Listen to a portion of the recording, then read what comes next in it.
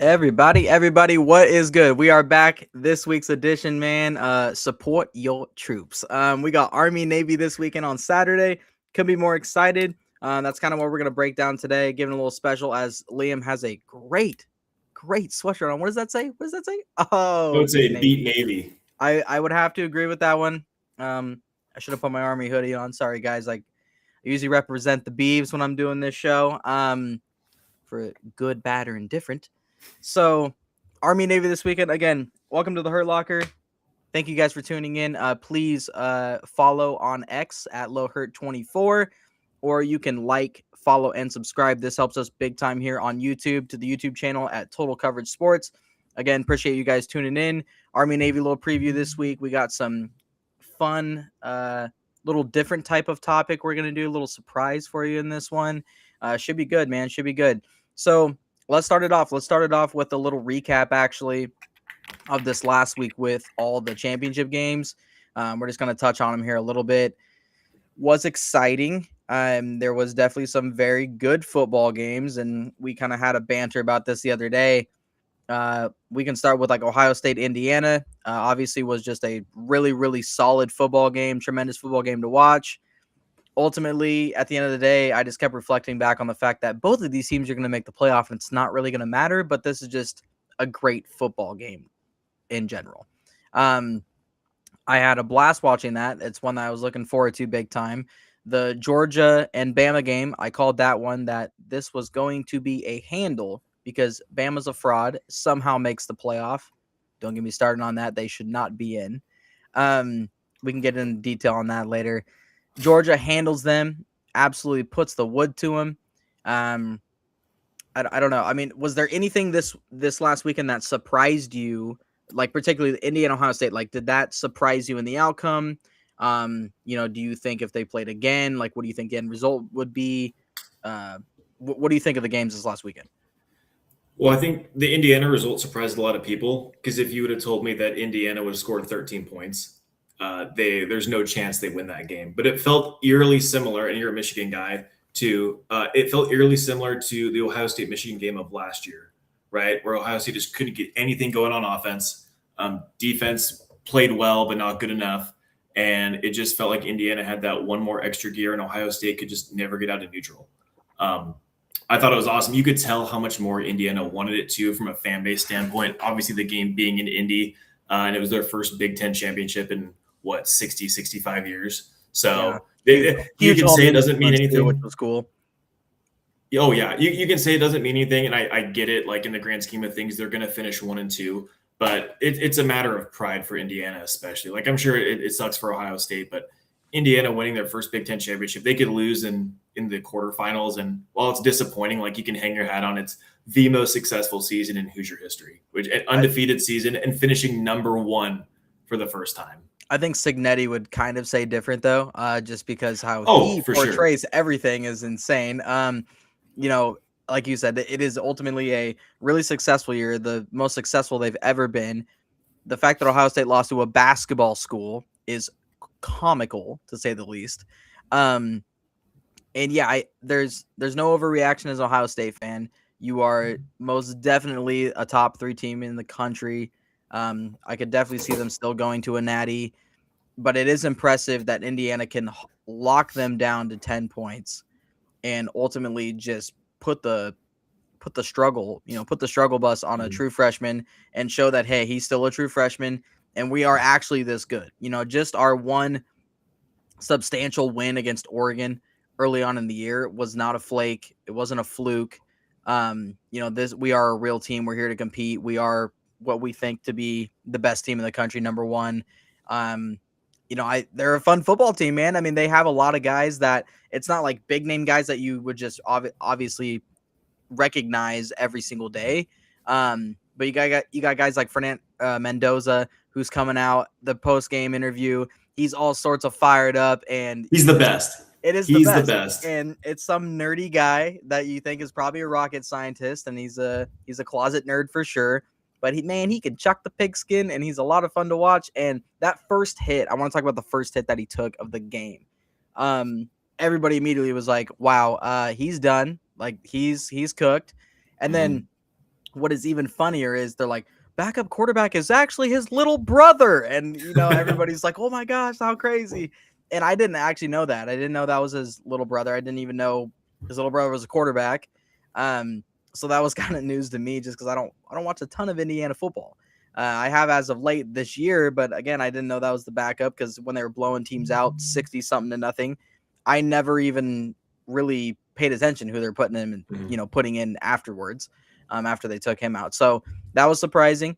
And obviously he came back in the game, he finished, and he even said like clean football hit. This is what football's about, and I'm not missing the game.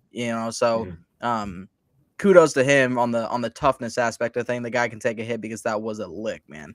Absolutely. Is he your Heisman winner right now?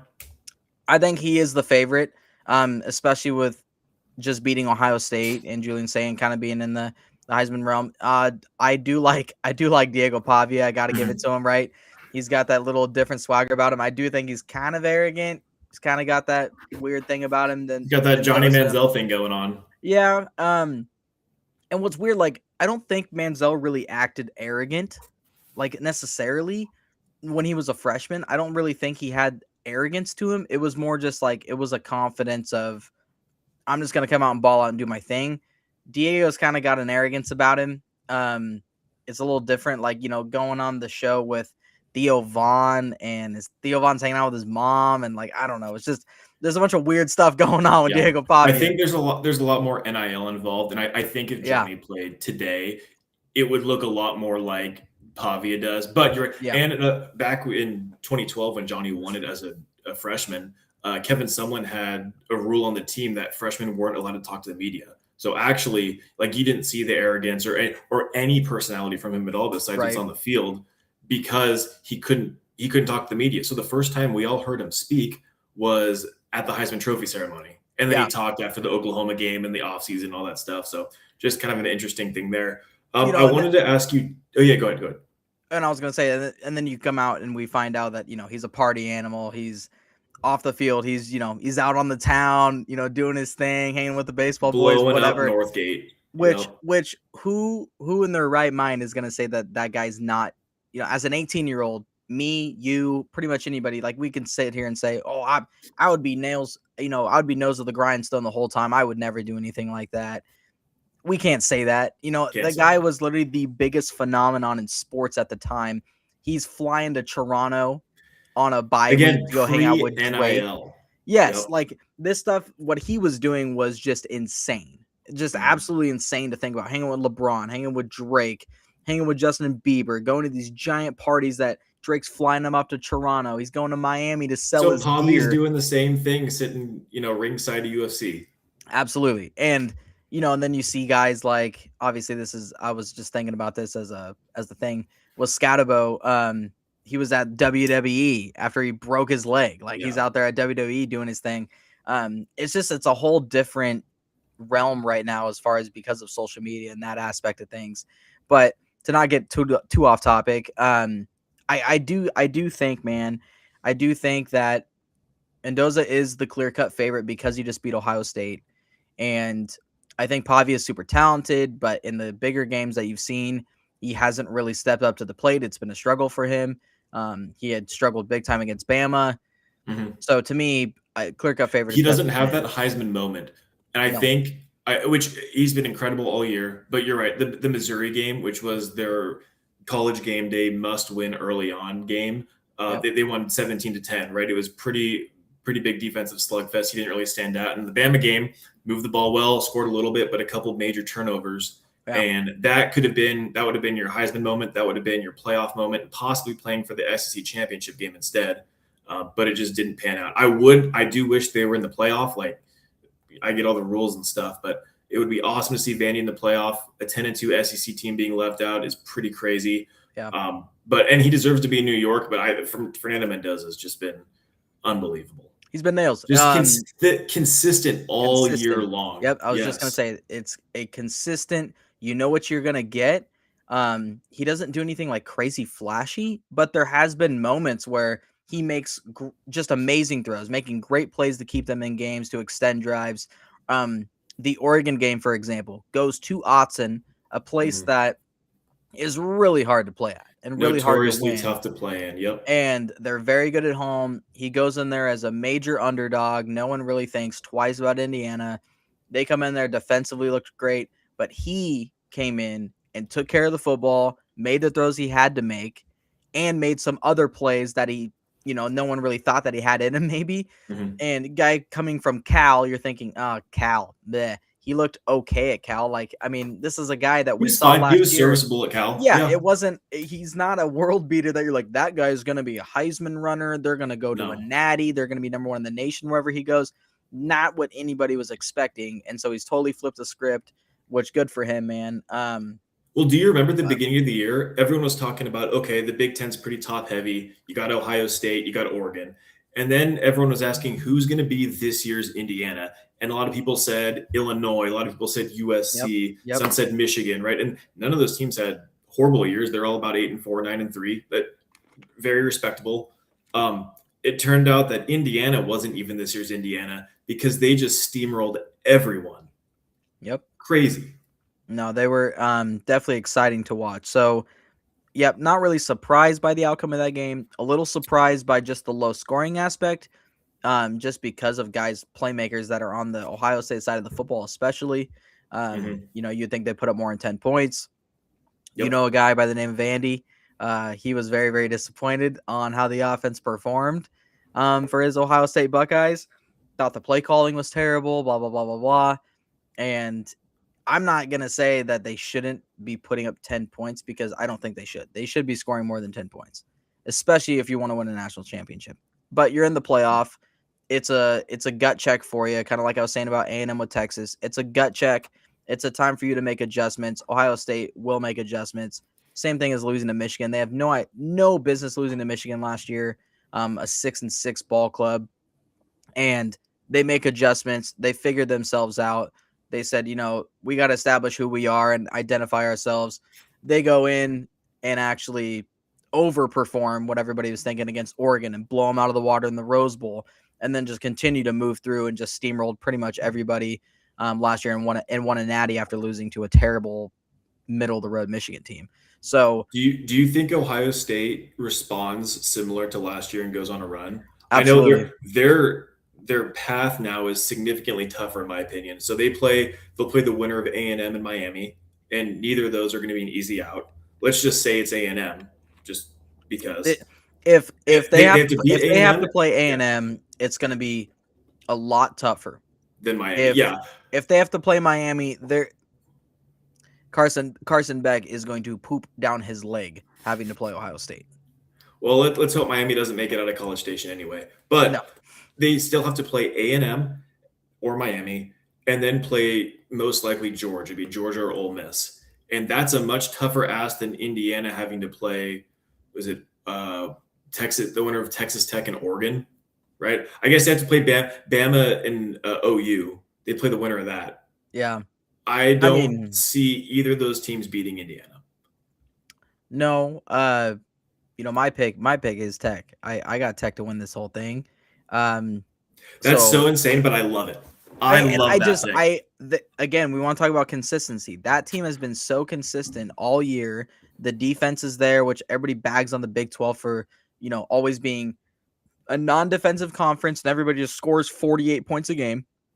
Well, tell me why no one did that to them this year, and they really held it their own.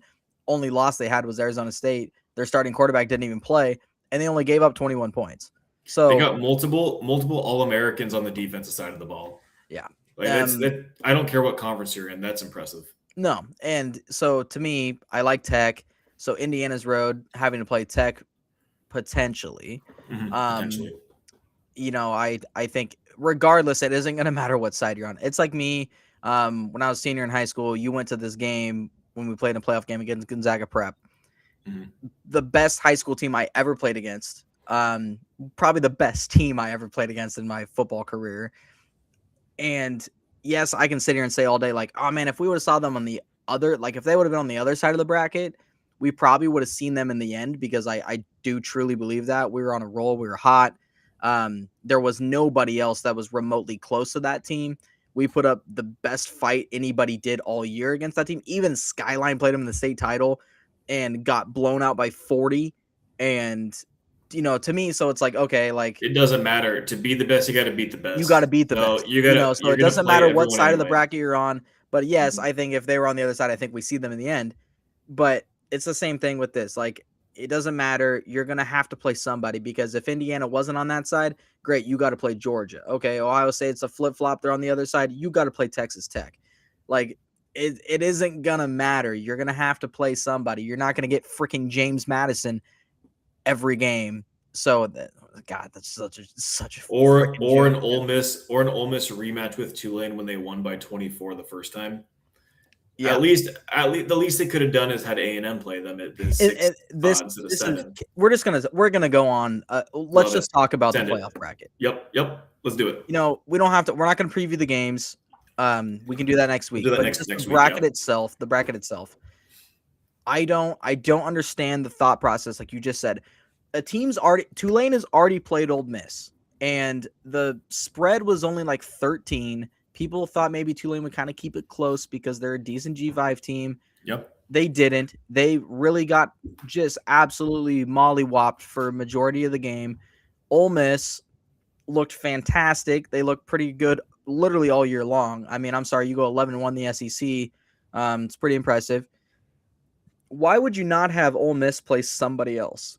Why have them play the same team? Who wants to watch that? Ole Miss Especially, fans don't yeah. even want to watch that. Oh, don't. No, they're thrilled they're playing Tulane again. Yes, they're A thrilled home because game as a 17-point favorite? I Yeah. mean, yes, you're thrilled in the Yes. aspect of, ooh, we have an easy win, just like Oregon Duck fans are like, oh, James Madison. I Oh, mean, they're going to steamroll James Madison. but that's what I mean. Like, Yeah. awesome. Yeah. Kudos, you get to play freaking James Madison and Tulane. Like, this is When what you I'm have talking about the bracket. multiple Like, what 11 are and we 1, doing? because they talk about strength of schedule, strength of record.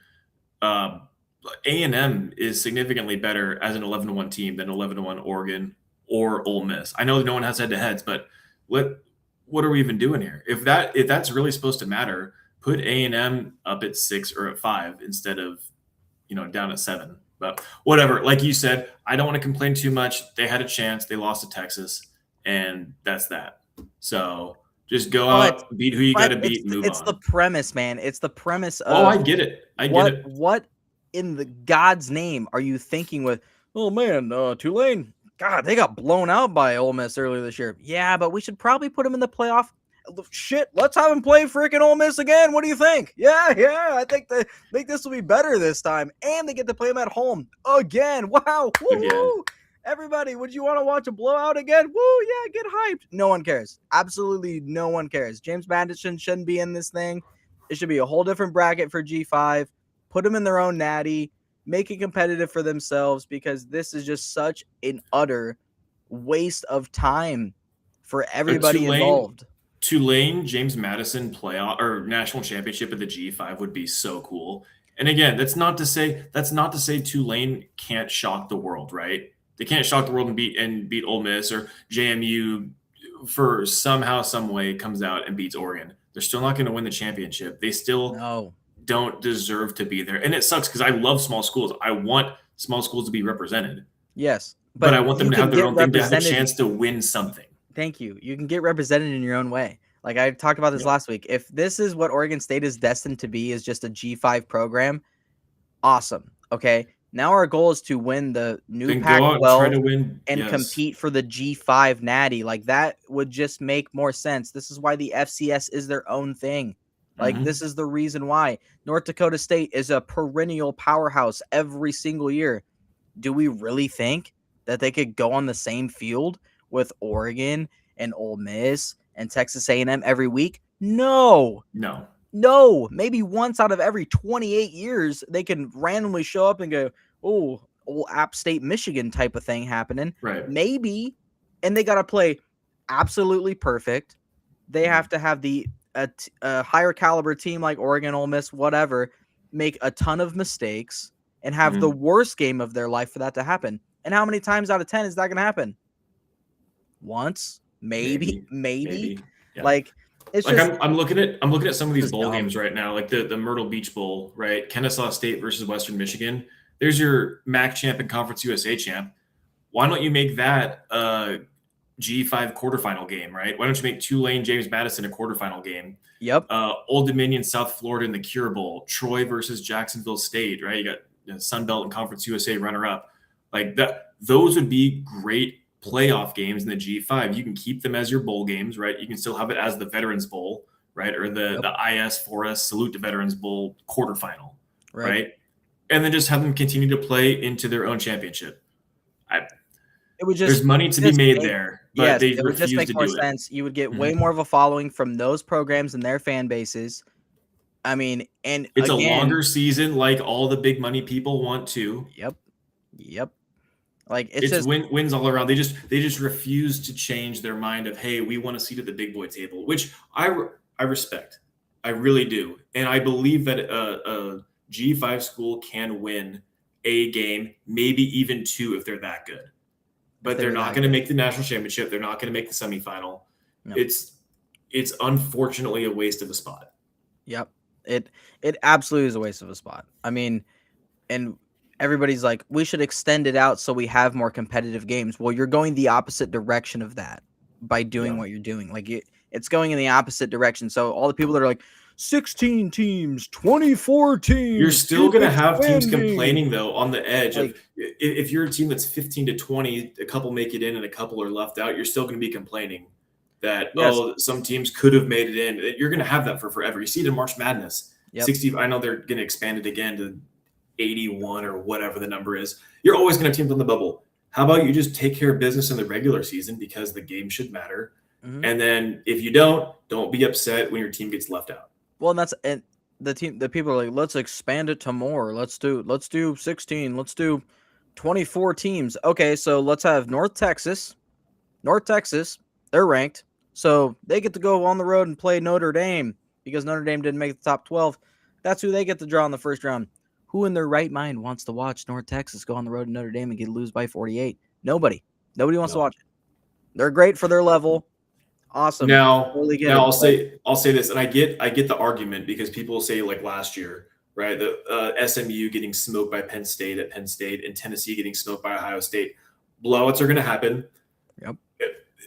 Those teams can still scale and make a run because they won a major conference and they've proven that they can win big games before. Yes, that's the difference. I'm sorry, Tennessee and North Texas are not on the same realm. Not right now. If Tulane went undefeated this year, right? They won their conference, they go undefeated, and also they beat Ole Miss along the way. Totally different, right? Different ball game. That's one of those rare cases where like an undefeated Boise State back in the day. Yep, they could absolutely make the playoff and make a run. But though, I mean, especially with the NIL now, you might see that case once every 5, 6, 7 years, if not more. It's just not going to happen.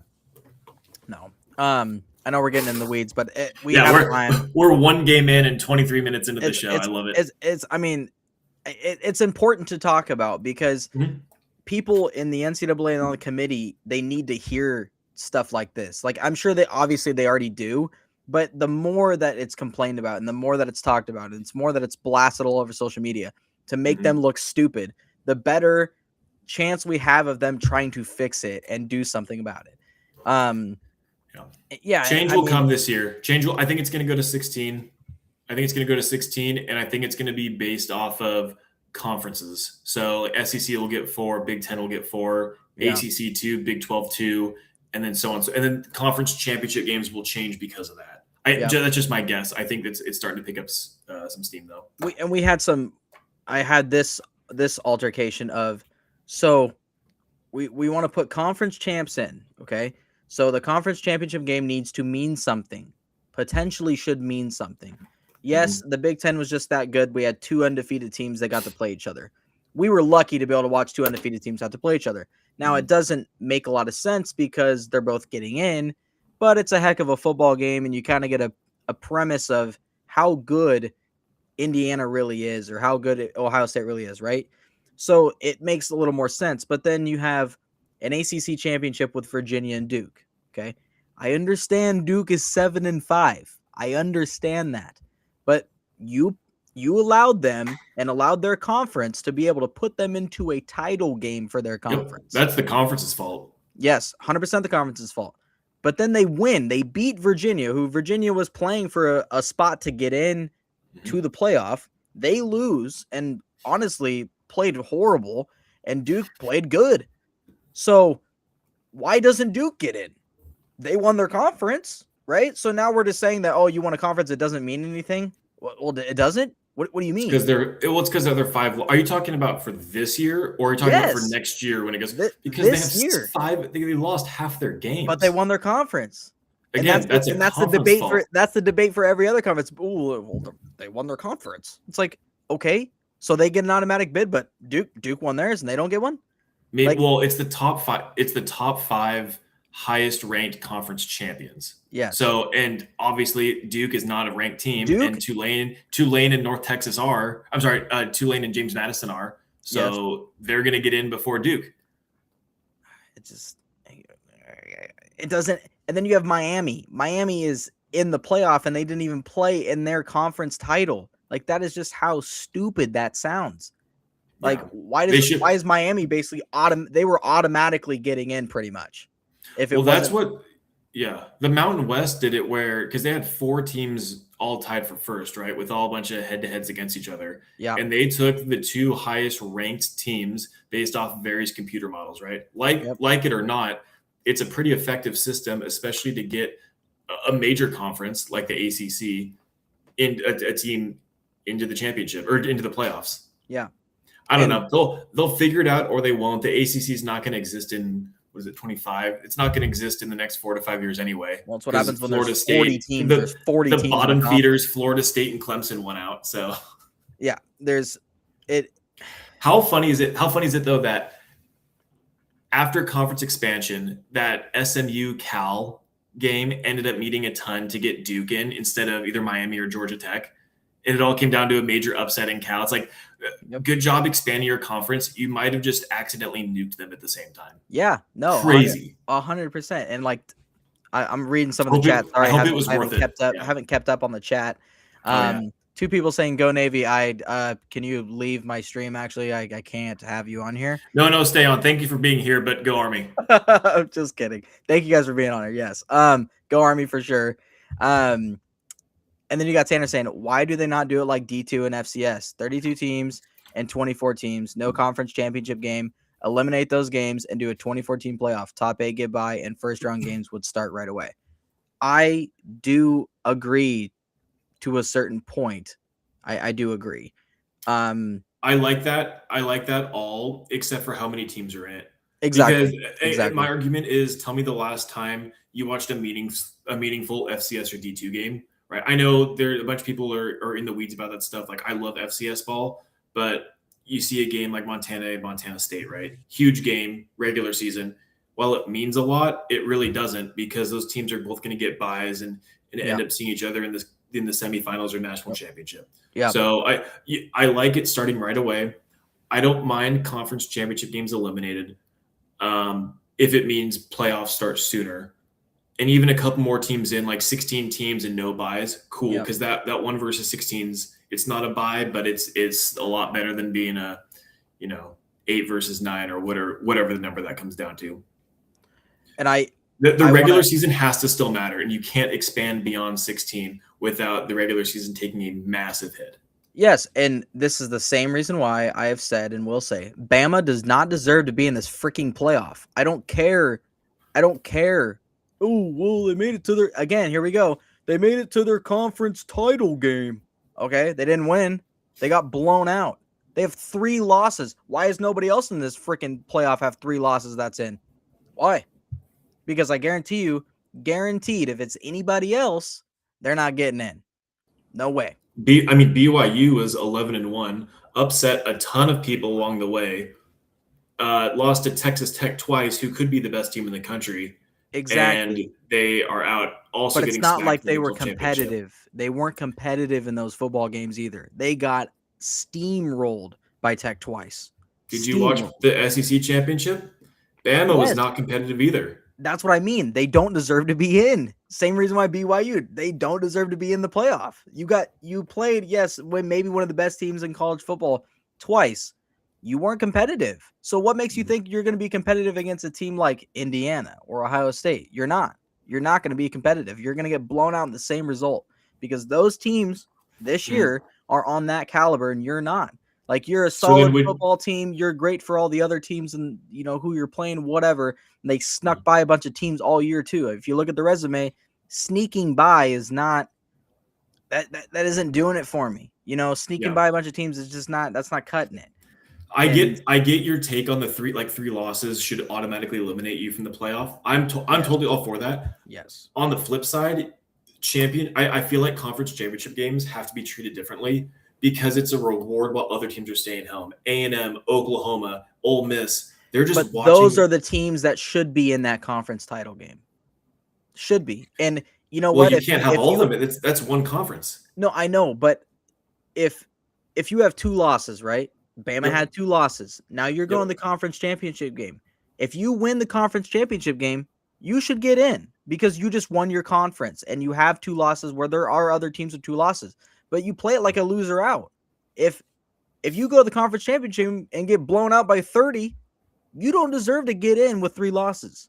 Like, that should have an impact on you. Like, okay, so that's what I mean by I don't understand. And that's what I mean by it doesn't seem like there's an impact to playing a conference championship game because those teams are still getting in. I mean, they got 3 losses, they're getting in. What freaking sense does that make? So if you're on Bama's side, they already beat Georgia once this year. Yep. If you told them pre-SEC championship game that, hey, this game gets canceled for whatever reason, we just can't play it, you're in. But now we have to play it, and if you lose, you're out. What's the point of them even playing the game when they know that 3 other SEC teams are automatically in the playoff already without having to play the game no matter what? Why would they take that risk and play the game? But that's how you're going to get in. I mean, you don't even have a good of a record as 2 other teams that are going to get in. Why are they not in the conference championship alone? Like, A&M should have been in the conference title. Point blank. Should have been the conference title. I see what you're saying. So I know Bama had 2 losses, but only 1 was in conference. So are you saying non-conference games should count as well? Yeah. Like, so you're just saying scrap the conference it is your schedule total resume. All 12 games are equal. It's your total resume. Otherwise, that's just a totally different way of looking at it. No one should play any non-conference games. No one should play any non-conference games. Period.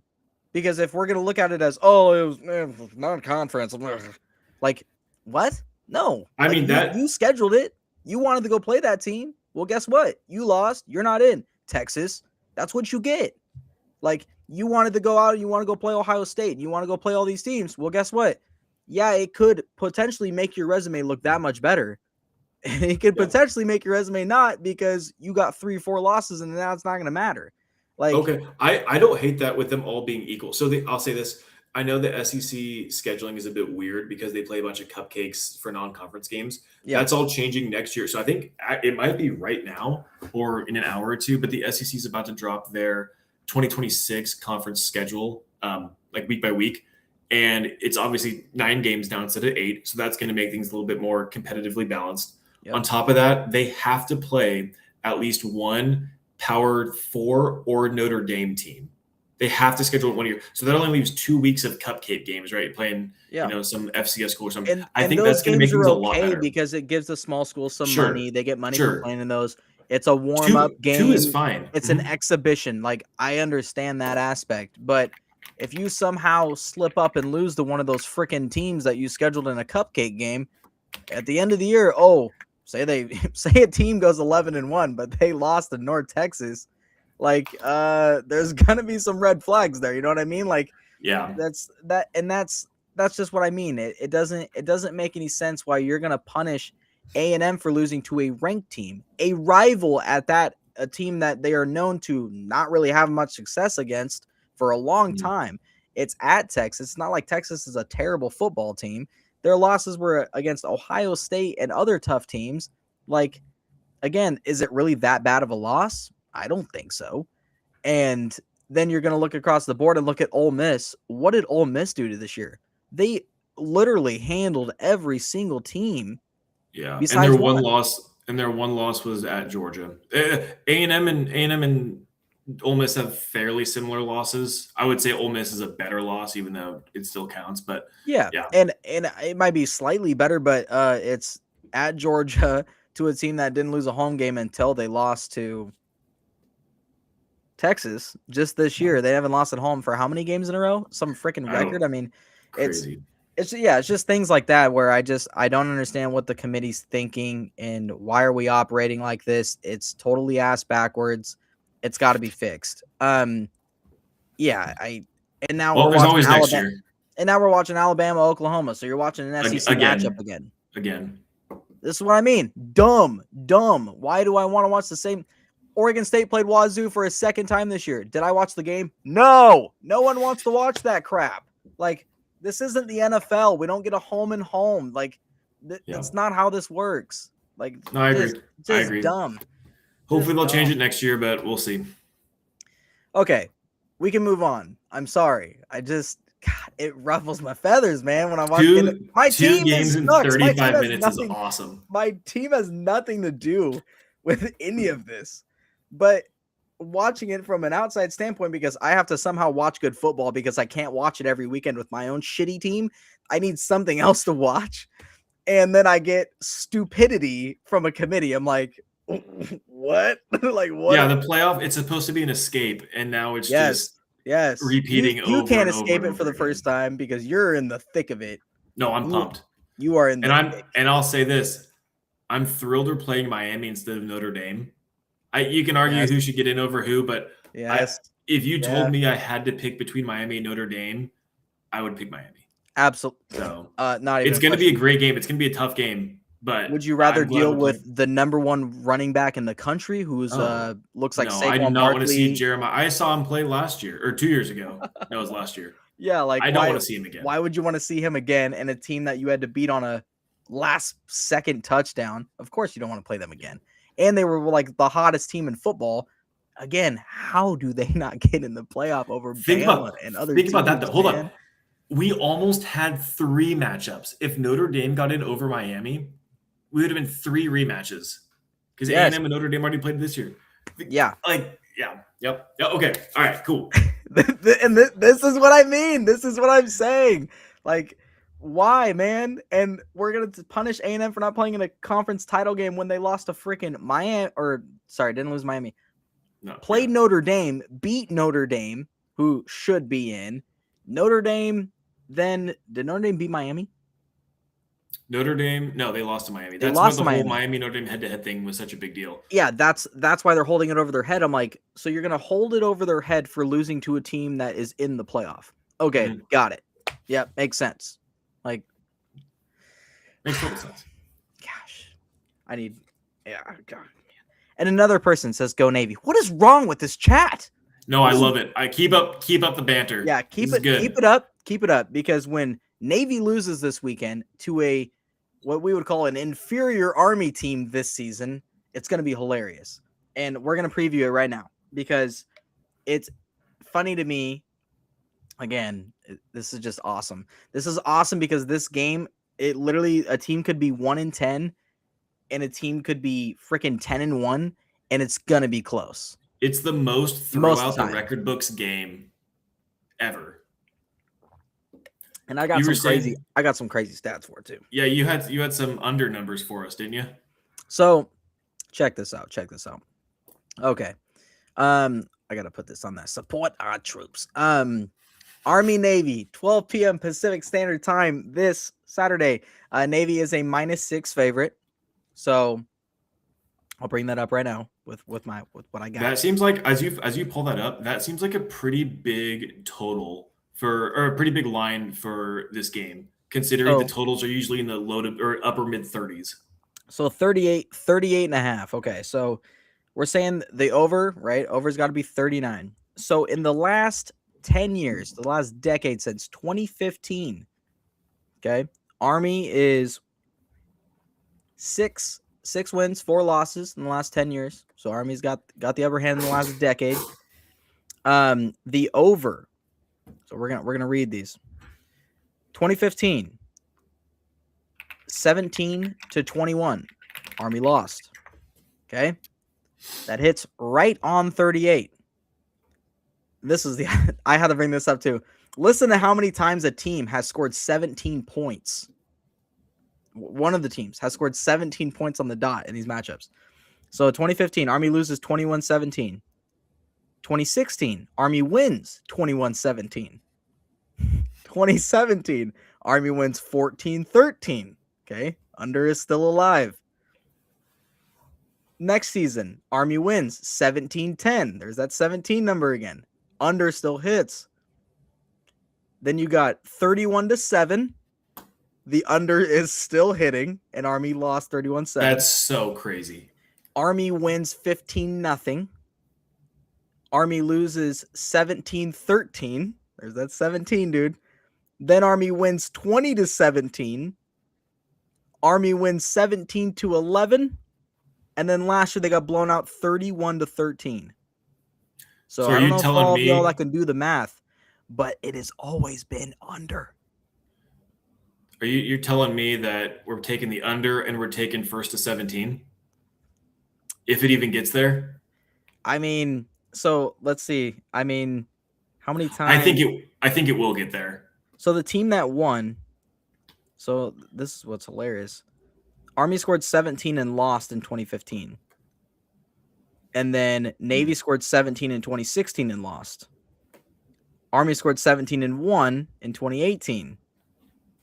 2019, 2020, 2021, Navy scored 17 and won. The year after, Navy scored 17 and lost. And then Army scored 17 and won. So it's actually a total coin flip on who scores 17 and actually wins the game. But I want to make a bet for one of these teams to score exactly 17 points. Exactly. It's probably pretty good odds. That'd be fun to do. Yeah, and I'm just looking at these games wow, that's actually insane that the over has only hit one time in the last decade, and it was last season. Navy blew them out. And a lot of people are thinking it might be the same result because of Horvath just going crazy, and he's been really, really good this year. Army has been very up and down, but I would say very competitive. Every game's been close. Every game is super close, at least in the last month and a half. I think every single game, win or loss, has been one possession. So I don't know, man. The -6 is a very tough number. I like the under. I do like the under because I think it's going to be worst case scenario. Navy blows them out and it's 24-3, something like that. Yeah. So I do like the under. The -6 is a little weird, just because you get the 7 with the over. Okay, Eli, thank you for the go Army and 7-6 Army. Wow, what a freaking absolute bruiser of a game. Check out the 2000. Do not look at the 2002 score from what Dan said. Do not look at it. What was it? I'm gonna whisper it. Navy won 58-12. Oh, so they quadrupled the over. Holy 58. That one hurts. 12. Okay, Dirty Dan. The fact you got to go back to 2002 and pull that out is insane. That is insane. I think that's when Navy started their win streak too. They had a win streak from then to 2016. It was 14 straight wins against Army. So. And this game is playing in Baltimore this year. Right? Yep, it's in M&T Bank Stadium. So, and I think there is a slight chance of snow. Last time I looked, it said a snow-rain mix. Yeah. Which I'm always excited about. Come on. You cannot, if Army's in white, game. Just like the 2017 Army is in white. 10th Mountain game. Yeah. They are in white. Those are some of my favorite unis they've ever wore. And the uniform matchup, I should have got up some graphics for the uniform matchup. If you haven't seen it, please look up the uniform matchup this year for Army Navy, or just tune in on Saturday and check it out. The Navy helmets, how they're crafted, painted, and everything that they're doing are so freaking cool. This is something that it doesn't matter what side it is. The unis are always so badass. Always they always have some really, really cool inspiration for them. This year you got We the People with that little script writing for Army, going with the all white and silver look. It's just every year, man. Every year they never fail in the uniform aspect. The last time they've played in Baltimore, I'm trying to find, was 2016 was the last time they played in Baltimore. And that was when Army broke the streak. Yeah. And Army won 21-17. So, well, if that's the case, go and give me Army money line then. Ooh, that'd be a plus 200. Plus I'll 200 take for it. Army money I'll line. take it. Maybe No, it's sprinkle a this little game's something in there. awesome. It's a bucket list game. Hopefully, we can have a chance to go next year. I think that's the plan as of now. I believe it's in New Jersey, but I'll have to double check that. I'm trying to see if I can show the chat on the stream. Can I I do have no that? idea how to do that. Oh, Oh! I can. Do I I have to move really over this can. way? That's awesome. That is cool. Wow, I didn't, guys. I'm learning something new every day Learning when I do tech. this. This is Okay, sick. this is good. This is good. We're becoming tech guys. Yeah, what a blast, man. What a blast. This game is definitely something I look forward to every year. I really hope we can go next year. That would be super awesome in itself. Next year is also played, I think, in New Jersey. That's what I thought. I'm not entirely sure though. I'm pretty sure But it's it's in New just so awesome Jersey. to see, like between like your dad in the service and my dad, and like our families coming together every year for this. And like neither of them went to West Point, right? I didn't go to West Point. You didn't go, and it's still just an awesome thing. Literally millions of people rooting for different sides. Well, And it still it's means just so, something to people who A, like never played college football, or B, like you said, did not go to West Point. But or a school at all. A lot of guys in yeah, the military didn't go to college, so right. they have someone to root for, and it's either Army or Navy. They just want to represent. They want to represent. Yep. And that's I have a good friend of mine, Kyron. He's a Navy guy. He was in the Navy. So he always posts every year. Like he's famous for posting every year, like, go Navy, beat Army, you know, and I always comment like, you guys suck or whatever. And it's all fun. Like I just saw him we played Turkey Bowl on Thanksgiving, and I saw him and we were talking about the game. And he's like, do you see the unis? And I was like, oh yeah, dude, always looking forward to the unis. So yeah, it's just a lot of fun. Especially now with a little chance of snow, just makes it that much better. The fact that both these teams have never shied and frayed away of running the same consistent offense every single year, ground and pound, triple option, speed option, like it's the same thing. You're always looking forward to it. People call it boring football. I call it real football. Like this is the most brutal physical kind of football, and these guys literally are playing this game like it is for a national championship. Like this is the season. Like all they do is look forward to this one game, both sides. Yeah. And this is why I was bringing up the fact of a team could be 1-10, a team could be 10-1. This game, throw the records out the window. You know, this is for all the marbles. And we've seen it before with teams that, you know, like Navy's 3-9. Doesn't look like they should be even been in the game. It's a 1-point game. I think that was a couple years ago. It was 14-13. Navy was horrible that year. It didn't matter. It came down to the wire. And this is why I love this game every year. My dad gets emotional watching this game. You know, they're doing the national anthem.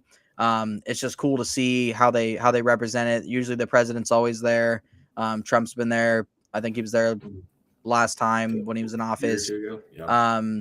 So yeah, it's pretty cool that they go out and try to do that, and what they're trying to represent. You know, they represent it as a country. You know, obviously they're enemies on the field, but in hindsight of things, you know, I'm sure you got to work with some of those guys in the field, you know, and actually have ties with them in the Navy.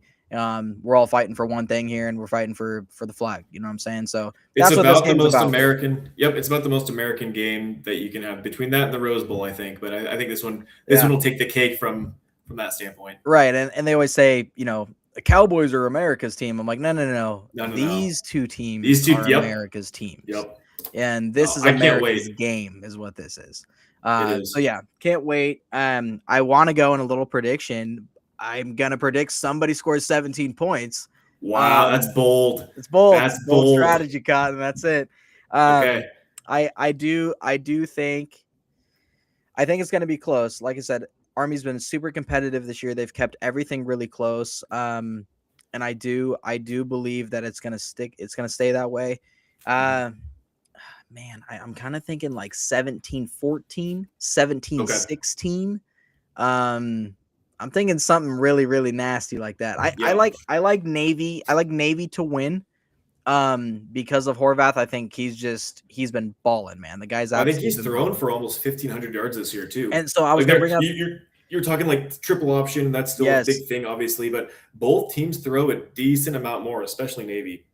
Yeah, there's I was trying to find the actual number that they had. Yeah, so this is hilarious.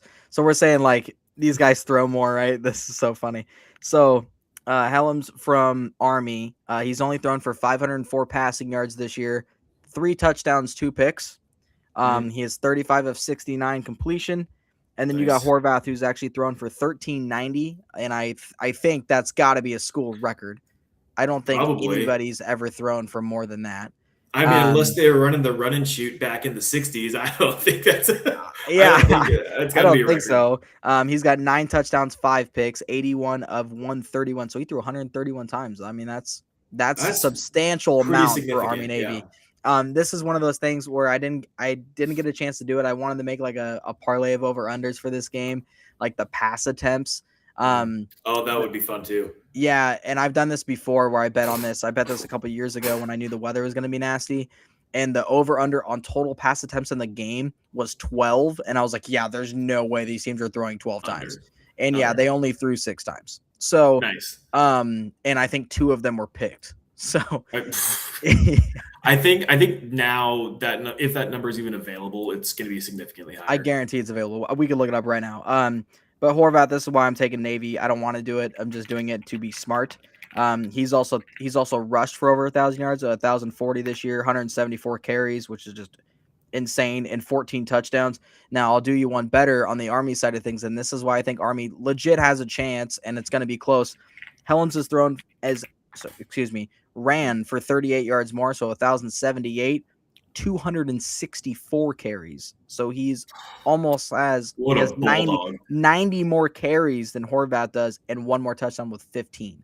And that is why Army's been so close. Army actually has a relatively really good defense. Obviously, now they're going to play Navy, who they know what is coming, right? They practice against this every single week anyway. Yep. This is why it's going to be low scoring. That's why we're taking the under. Yeah, man. And also Army has a leading tackler on their team. Thomas has like, I think 95, 96 total tackles on the year to Navy's leading tackler is only like 80 something. So, I always look for that. I don't know why, but I look for a guy that flies around a little more. He's looking to make a statement, wants to be the captain of the defense and be the leader. Yeah. And so just, I don't know, give me Army plus the 6 at least, to say the least. Give me Army plus 6 for sure. Yep. It's going to come down to third down conversions, which leads to ball control. Turnovers are going to be the big key, right? If we're throwing picks left and right here on both sides, it's going to be an ugly game and not great for either offense. At the end of the day, though, Army will get it done. They will find a way as a touchdown dog. They win outright.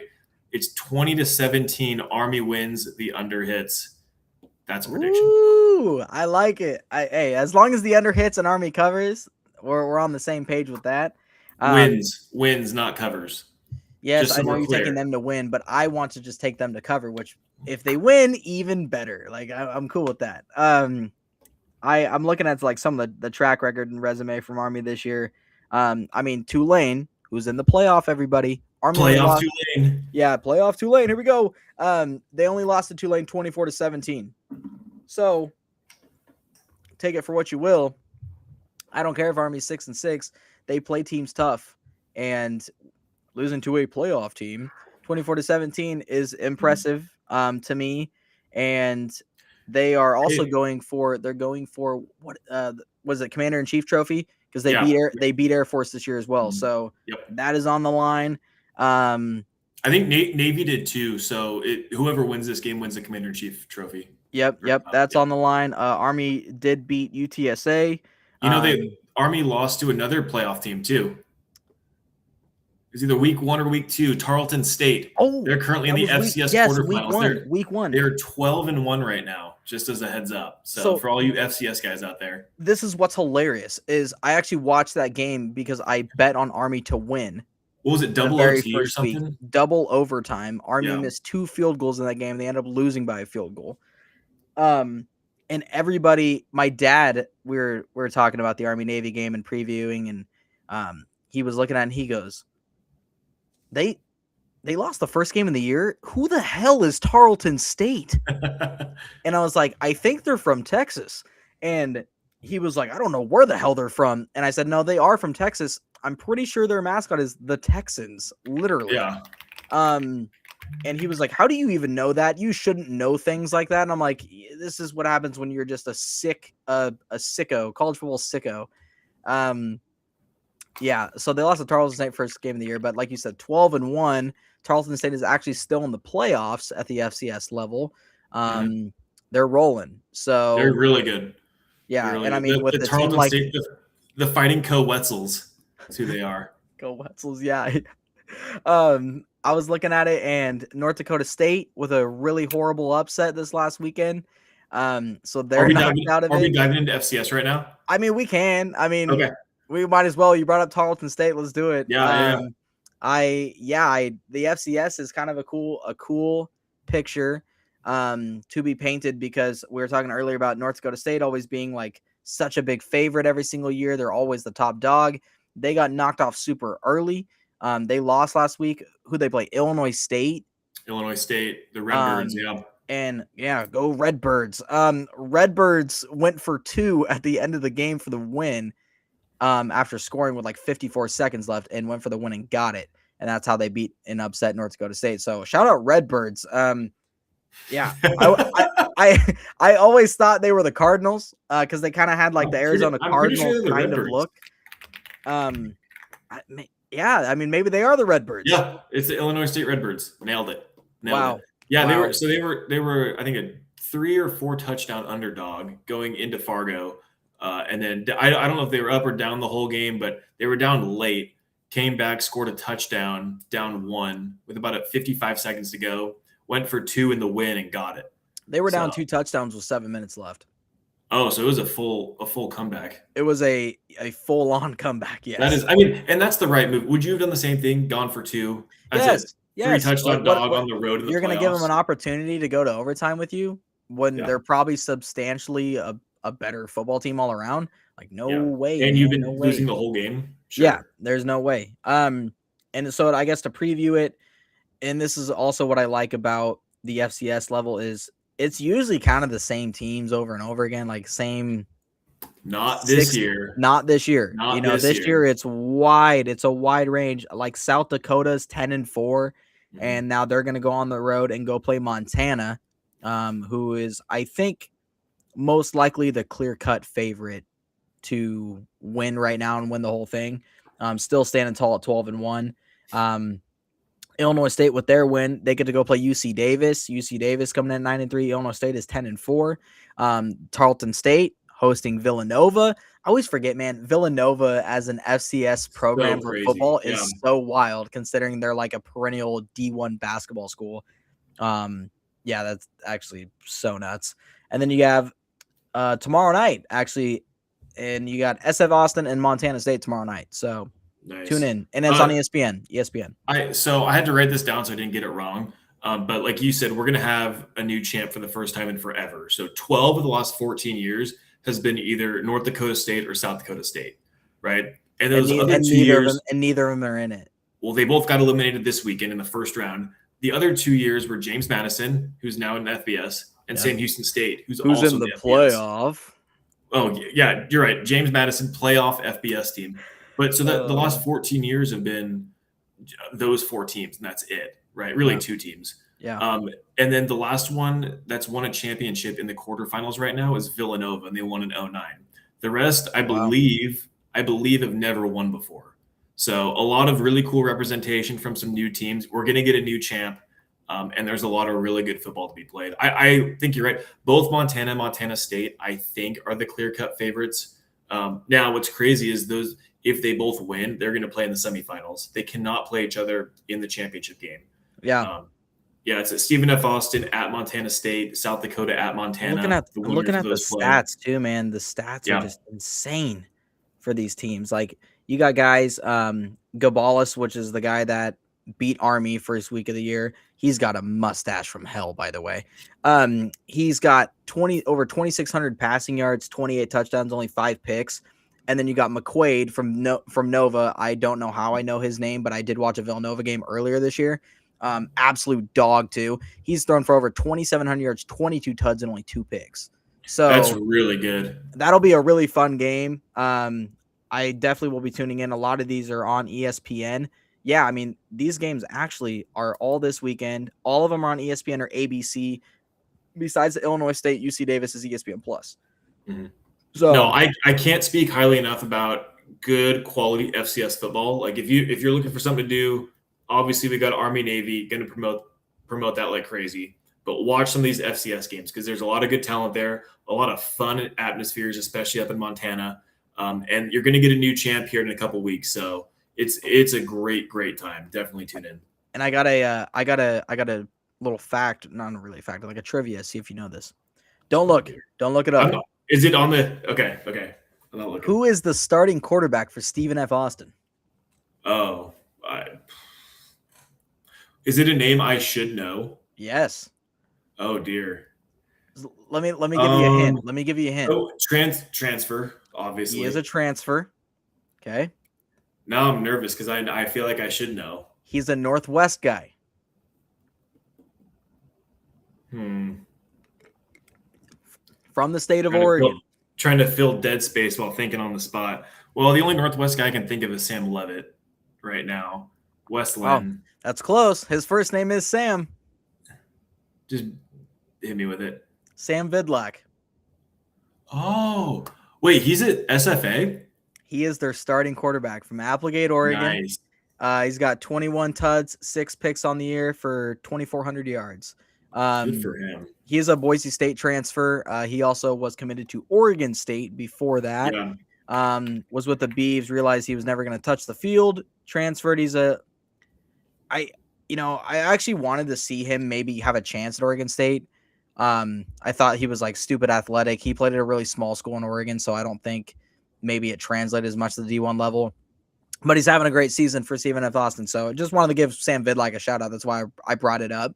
I saw that and was like, wow. Axe and Jacks. That's awesome. That's going to be a big time game. Yeah. So I was like, man, Montana. I wanted to bring that up just to see if you knew, because you're a sicko like me.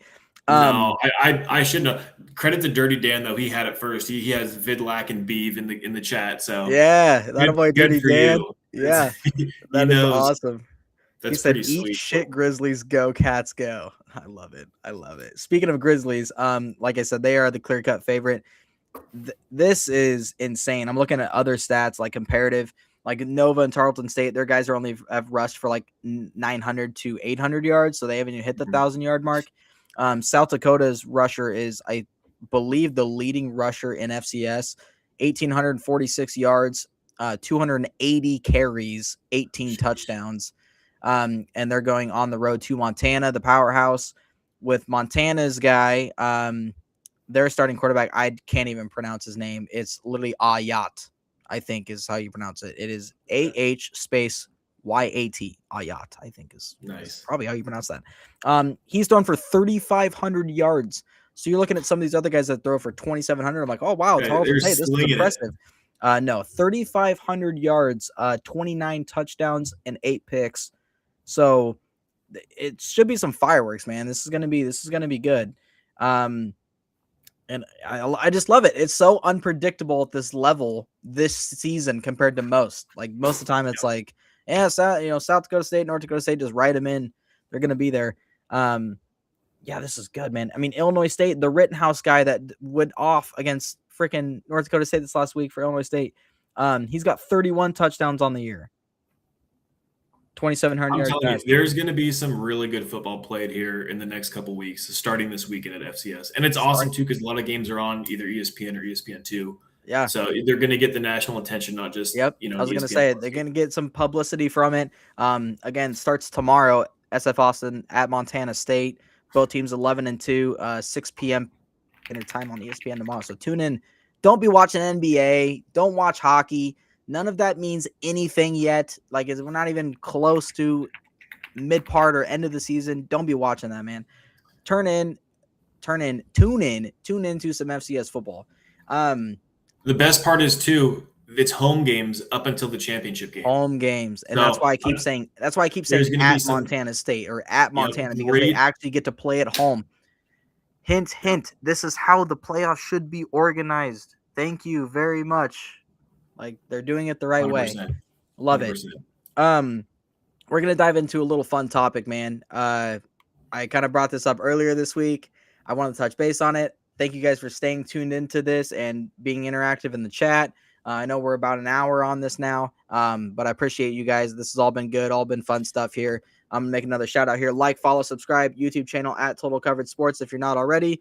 Thank you for tuning in on X, though, as well. Appreciate it either way. YouTube does help us out a little bit more. Please follow me at LowHurt24 on X. Thank you for listening to the Hurt Locker. We got topic here. Best bowl games and worst bowl games. The worst of the worst, the best of the best. And I'm not talking about this year's matchup. I'm not talking about that. I ain't talking about last year's. No. I'm talking about the bowl game itself. What are we thinking here for best bowl games? Give me. It doesn't even have to be in any particular order, but give me one to rip off the front here. So I wrote a couple down, and the guardrails were kind of wild. We're not going off of matchups like you said, because I think there's some great ones out there that didn't make my list. We're just going basically off of vibes. Is that generally what we're doing? Yes. This could be literally anything. It could involve anything with the bowl game. Like, okay, I'm with it. I'm with whatever. I mean, well, okay, I'm gonna check the list real quick. I don't have to look for this one though. 1-1, the Pop-Tarts Bowl. Pop-Tart in Orlando. That's my Super Bowl. That's the Super Bowl of all bowl games. The way they market it, advertise, the propaganda. They're eating live Pop-Tarts after they go through a toaster. Giant live Pop-Tarts, like bigger than a human Pop-Tart. They're going bigger. They're going bigger this year. I think they're gonna have 6 new flavors from what I heard. So, besides the fact that I need to get to one of these games down there. Yeah, I need a Pop-Tart. The Pop-Tart Bowl is one. And I'll just say this too. It's a great matchup. It's Georgia Tech versus BYU. Yeah, no, that's gonna be awesome. Anyway. That is the other thing about it. It is actually a good matchup. These bowl games, and we'll do bowl game preview here next week with the college football playoffs for all the bowl games that haven't been played yet. I know one does start this weekend, and there are some in like the next week, like Tuesday, Wednesday, Thursday. There are going to be some started to be played, but we will touch base on some of them.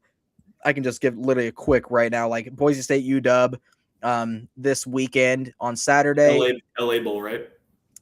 In the LA Bowl. So that's actually a really good matchup. 9-4 versus 8-4. I think both those teams are probably pretty well matched for how Boise State looked this last week against UNLV. They looked great.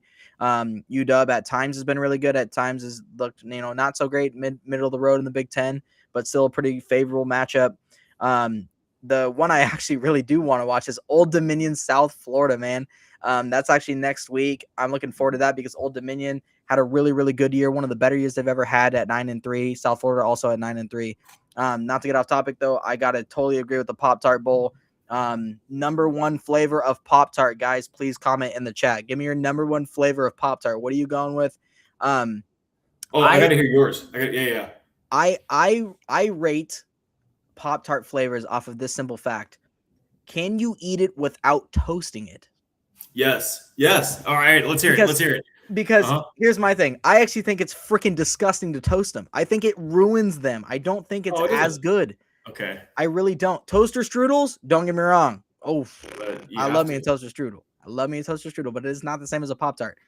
Best Pop-Tart flavor, hands down, not even close, wild berry. Best Pop-Tart flavor there is. No way. The purple with the little swirls on it. Yeah, dude. No. I'm sorry.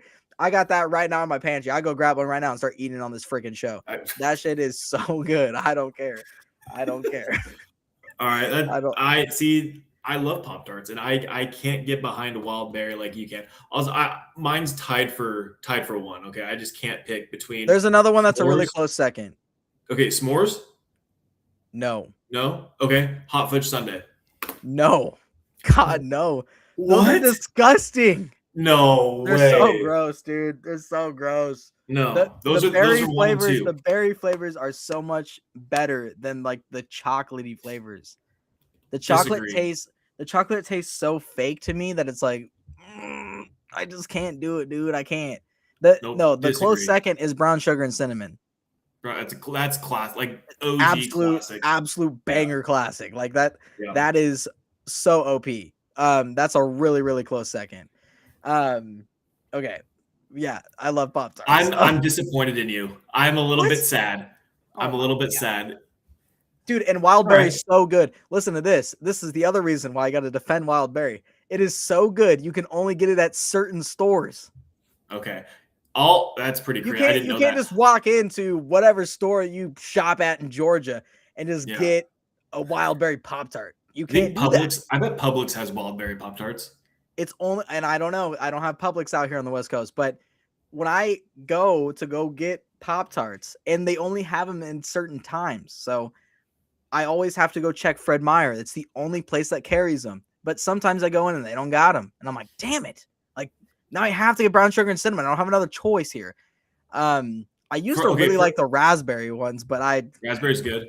They are good. But for your sake, next time at the store, I'll look for wild berry, and if they have it, I will buy it and I'll eat it on December 27th when the Pop Tart Bowl is going on.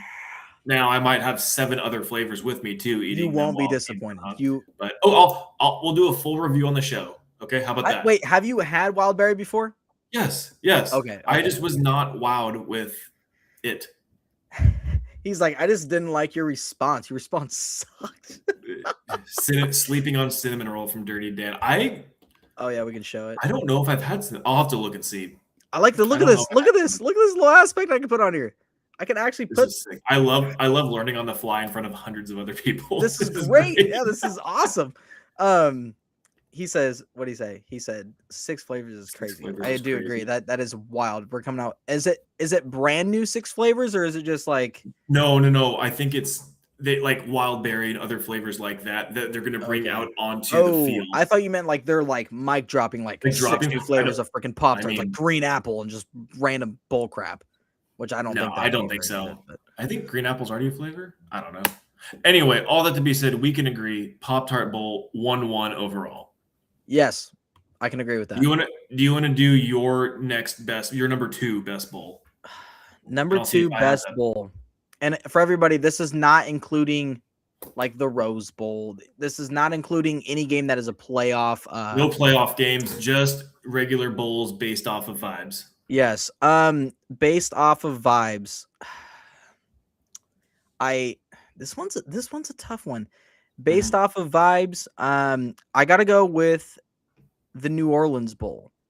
Oh, okay. And I know it's not necessarily Mardi Gras weekend, but there's a lot of dude down in New Orleans. There's a lot of good shrimp po' boys, good gumbo. See the Superdome. Go do some fishing, some gator hunting. I mean, there's lots of things to do. So if you're going to visit your team, which this year is Western Kentucky and Southern Miss, shout out both of those teams, and shout out Southern Miss for a really kick-ass year. Yeah, I got to go with the New Orleans Bowl. And I've never even been to New Orleans, which is just crazy that I actually think that's like maybe one of the better ones. But yeah, I think like that's it. That's it right there. That's it. That's pretty good. I didn't even have that on my list, to be honest. My next one is the Potato Bowl. Yes, that was my other one. That's my other one. Yeah, the Idaho Potato Bowl. I think that's what is it? Utah State and Washington State here next week, or the week after, and we double check and see. But yeah, you got a bunch of spuds running around in front of dozens of fans in freezing cold Boise, and you're on the Smurf turf. And you're on the Smurf turf. So the people who have never been in the Smurf turf, they get to go see it. It feels like a Maction game in December with probably better teams. Is what it feels like. This year is Wazoo and Utah State, both 6-6 teams. Yeah. Which I think both teams. I mean, both teams for the most part were decent. Yeah. 2 future Pac-12 teams. Yeah, that's a future Pac-12 matchup. Pac-12. How cool. Okay. They should count this as a conference game for next year. Agreed. Let's just roll it in. Let's roll it into next season. Let's start it off hot. Start the Pac-12 off hot. So you're going Idaho Bowl. Yeah, the famous Idaho Potato Bowl.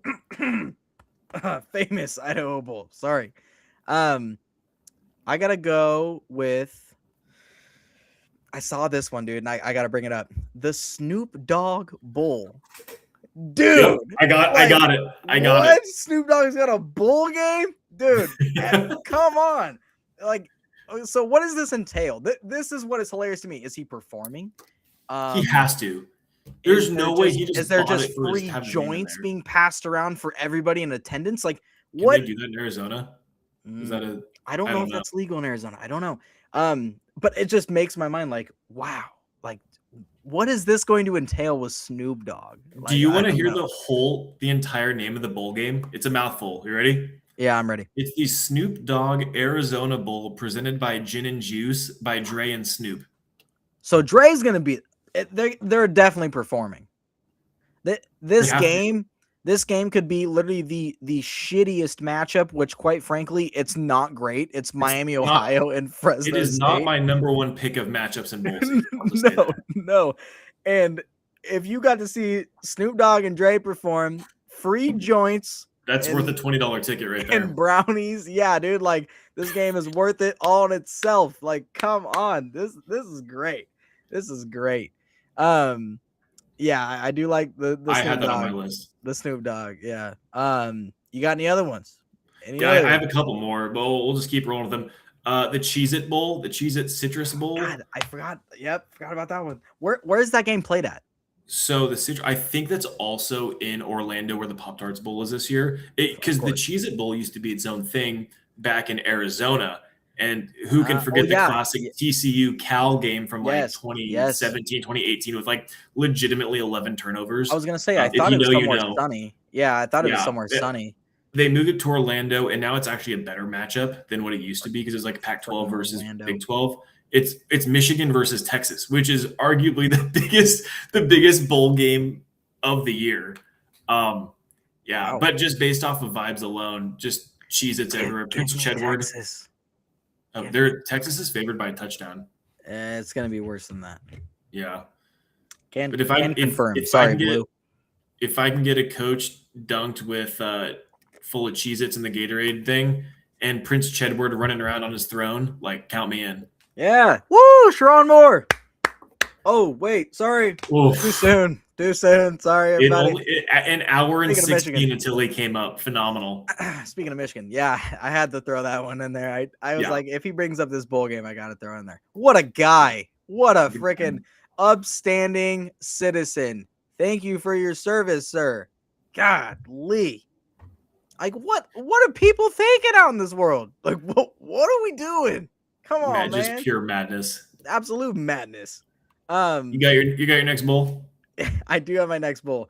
So this is gonna be hilarious when I come back around with worse bowls. Yeah.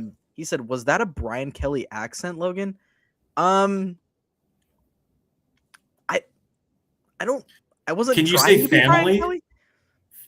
Do you want me to say it like how I'm saying it right now, or do you want me to say it like Brian Kelly? Give me your Brian Kelly family accent. Guys, I don't really know how Brian Kelly sounds. I don't think I've really paid attention to how that guy speaks because every time he speaks, I go like this. You're annoying. Is it family?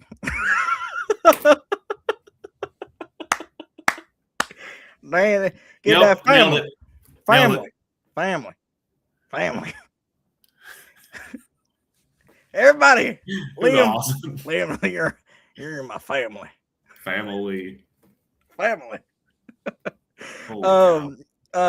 Like I said, this might be a little ironic when we come back to the worst bowl games.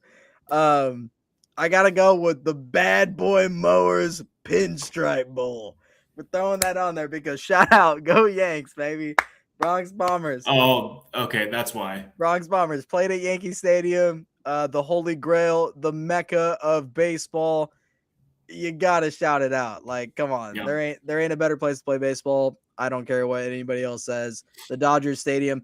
Screw all the Dodger fans. Your stadium's old as dirt. It sucks. You need to update it. And I don't care how many freaking World Series you win. I don't care. Yeah. Yep. I'm going Pinstripe Bowl. Love it. All right, I got two more. I'll go quick with them. The next one is the Duke's Mayo Bowl. And I feel like this was pretty obvious. And I think you're going to put this as your worst. But the vibes, once again, are immaculate. The winning coach gets dunked with mayo. You got fans eating mayo in the stands. Everything's about mayo, and I hate it myself. But it's a hilarious concept and a hilarious thing overall.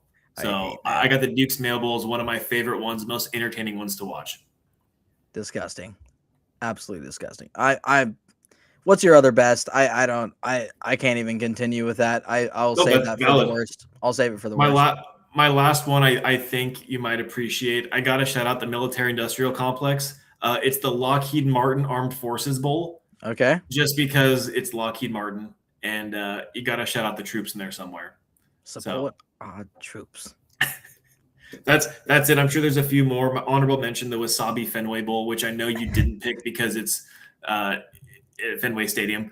But again, Wasabi is just a funny bowl thing.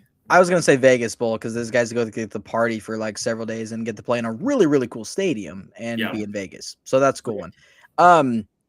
That brings me to the worst bowl games. The worst bowl games. You hit it right on the head. Right on the head. Yeah, what an absolute terrible excuse of a bowl game is we're gonna play at Fenway Field. Really? Where's anybody gonna sit on top of the freaking green monster 900 feet above the field? Really? Like that. Yankee Stadium's cool. So, but this is what I mean though. So we're gonna Wasabi Fenway Bowl. Okay. So Fenway. Oh. I think you're back. Are you back? I got you again. Okay, we're back. Okay. So you said the Wi-Fi is a Red Sox. I said lost connection. Oh. You're good. You're back though. Okay. So the Wasabi Fenway Bowl, I say it's the worst because for one, it's Fenway. Who cares? You get to sit on top of a green monster and watch freaking football. I know it sounds ironic because I took the Pinstripe Bowl only single-handedly because it's the Yankees. But can we just put this in general for worst bowl games? Why are we playing football on a baseball field? I don't care where it's at. Stop doing it. You're ruining the baseball field. You're ruining the beautiful grass. Like, there's millions of stadiums to go play in. Go freaking play somewhere else. Like, for the love of God. Totally agree. Army's playing at Fenway. Like, it's just disgusting. They shouldn't be playing at Fenway. Like, come on. And UConn, you're playing UConn. Like, freaking nay, dude. Yeah, that is the worst. That is by far one of the worst ones ever. Why we're playing football on baseball fields. There's a reason why they don't play on the Oakland A's baseball field anymore. Like, stop doing that. Please, for the love of the game. Please stop. Go ahead. I couldn't agree more. The next one, I guess my first one, this is right back to the veterans, right? It's the Veterans Bowl. But the reason I'm shouting it out isn't because I hate the troops or hate the vets, right? Clearly I don't. It's sponsored by IS4S, which I did some digging, and they help support veterans and get them jobs and stuff like that. Great cause. But if you spell it out, it looks like ISIS, and we just can't be having that in a bowl game. So it's literally IS4S. So it has to be on my bad bowls list simply because of the name and attached to the Veterans Bowl. We can't be having that, guys. Can't be doing it. This is what is classic is I literally thought the same exact thing when I saw it. I was like, why does it look like ISIS? Wow. Yeah, no, that's hilarious. The other two that kind of go in co-inspiring with that is please explain to me. So Army's going to go play at the Fenway Bowl. We have one called Go Bowling Military Bowl. That was my next one. Why is a military team not in the Military Bowl when they're eligible for it? Well, Navy's already in one and Army's in one, and I don't think Air Force made it. Why is Army not in that game? Oh, instead of the Fenway Bowl? No, I agree. Yes, I agree. Why is it Pitt and East Carolina? Where is the military team? It's a military bowl. Also, why is the Military Bowl sponsored by bowling? They're going bowling. Going bowling. So stupid. Stupid. That's what it is? Oh, yes. Those, again, horrendous vibes. Yeah, no, it's terrible. It's one of the worst bowl games you could have possibly picked. I could go on about some of these bowl games. They need to revamp them with the names like, New Mexico Bowl. Why are we playing in freaking New Mexico? Who in their right mind wants to play in New Mexico? Nobody. Promise you, nobody wants to go play there. What are we gonna do? Hey guys, we got a free day. We don't play for another 2 days. What do you want to do? Go out and back and go step on What a if we cactus. just sent them all to Vegas instead? That sounds Yeah, better. that would be a lot better. It'd be a lot more fun for the kids, you know? Yeah, woo, Yeah. kids. Like most of them are underage, but woo, kids. Yeah. So there is that. Do you have another one? So this is my last one, and Yeah. it's another baseball stadium. It's at Chase Field in Arizona, called the Rate Bowl. What are we rating? Rating how bad the game's gonna be. Is Rate? Is it a company, or what is? Is it not sponsored by anything? It's just the Rate Bowl. I don't know if it's a I don't know. Could actually, to be honest, kind of an interesting matchup: New Mexico versus Minnesota. But again, no sponsor or a terrible sponsor at a baseball stadium in Arizona. So once again, probably in front of dozens of fans as well. dozens. The Rate Bowl. Dozens of tens There's of dozens of fans. us. That's all I got for bowl games, though. I can't wait. We left on a downer, but I can't wait. It's the best time of the year. We got random games going on all day, every day, and then leading into the playoffs. There's a couple, dude. I got to bring this one up too. I'm sorry. Yeah. Yeah. The Sheridan Hawaii Bowl. Oh, that was on one of my good. That was This is- one of my good ones. Well, super awesome. Like you get to play in Hawaii. Like who wouldn't want to go to Hawaii? I've never been to Hawaii, and I would love to go there. I know how expensive it is, but I would love to go swim with turtles and do that. Can we explain why it's the Hawaii Bowl and Hawaii's playing in the Hawaii Bowl? Didn't they play in Hawaii all freaking year long? Cut down on travel costs. This is so You dumb. get the home game. Why are they just scheduling another home game? Like this is just so dumb. That's their trick. Dude, that's a recruiting thing right there.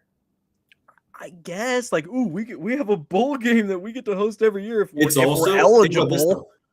That's true. Well, they were good this year. Think about this though. That game's on Christmas Eve. So one, it's a great watch for everyone because you got your Christmas Eve, you're wrapping gifts, you're going to bed, you're watching the Hawaii Bowl, you got that on TV. And it's a local team, Hawaii, with Cal traveling out there. So I don't know. I had it on my good list, but if you want to hate it because it's a home game for Hawaii, then hate away. Yeah, but it doesn't make any sense. It literally doesn't make any sense. The other one last one, the Game Above Sports Bowl. I don't even think I saw this. Oh, there it is. The freaking Sports Bowl. Like God, I couldn't be more football stadium. Yeah, couldn't be more excited about playing in a sports bowl. Couldn't be more excited. Like awesome. Like super freaking awesome. Yeah, man, there are some bad ones just in general, like the names and just no creativity. I mean, the Scooters Coffee Frisco Bowl. I mean, at least they got a sponsor, Scooters, Dude, I mean, you know where that coffee bowl it's in Frisco? It's being played at the Star. Not even at Cowboy Stadium. It's being played in their practice stadium, the Star. That's crazy. Yeah, see, that's bad. Like really? We're going to let them play in a practice stadium? Like, come on, dude. Like, but that's the joy of bowl season. This is what I mean. Like, what are we like? You might as well go play at the Oregon Ducks indoor facility and you pack as just many people in that freaking place. Probably good. Like, that's what I mean. Like, how dumb? Just how dumb. There's a couple, man. I mean, I could just go on and on about this stuff. I mean, the Xbox Bowl, cool. I'm an Xbox guy. That's cool.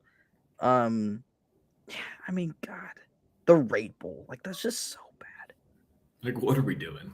What are we doing? What are we doing? We're making money from corporate sponsors. Yeah. All right, guys. Well, I'm not gonna keep going into this. But there are some bad ones. I would say actually the one I didn't bring up was the Sun Bowl. Actually a cool venue. I don't think it's the greatest spot necessarily, like as far as like you're in the middle of a desert. But Tony the Tiger, kind of, I don't know if you think that's cool or not, but Tony the Tiger's Sun Bowl. The Sun Bowl itself, as I've heard, is a really cool venue to see, especially with like a sunset if it's a late game, something like that. Dirty Dan says moment of silence for the Sun Bowl. No, the Bahamas Bowl. Oh, yeah, sorry, I read that wrong. Sorry, okay. Bahamas Bowl. RIP to the Bahamas Bowl. That's actually a cool bowl game that people go get to play on a soccer stadium. Yeah, a soccer field. So we'll always have that magical Western Kentucky comeback. If you don't know, look it up. If you don't know, now you know. Okay, guys, gone long enough. This was awesome. Thank you for tuning in. We had a lot of different things on this, some little rants here and there. Fantastic show once again, Liam. Thank you for coming on. shout out. If you don't know, now you know. Follow Liam also on his social media. Pretty sure it's just Liam3 I think it's Neighbors. Liam_neighbors3. I don't know. I'll have to look and see. I don't remember. Okay. Well, it What is really on matters X. is go Army beat Navy. Yeah, go Army, be Navy, yes sir. But it's on X. If you need to follow him, it's on X. I reposted the link. I tagged him in it, so everybody go give him a follow and shout out, please, as well. Thank you for being here. Thank you guys for tuning in and staying tuned in for this hour and a half freaking tirade of an episode. We had good stuff on here today. Thank you guys, appreciate it. We will see you next week with a college football playoff preview and the remaining bowl game previews, and actually dig into the games a little bit, best matchups that we could see. Yeah, so. Okay. Well, that's all I got. Appreciate it. Signing off. Later, guys.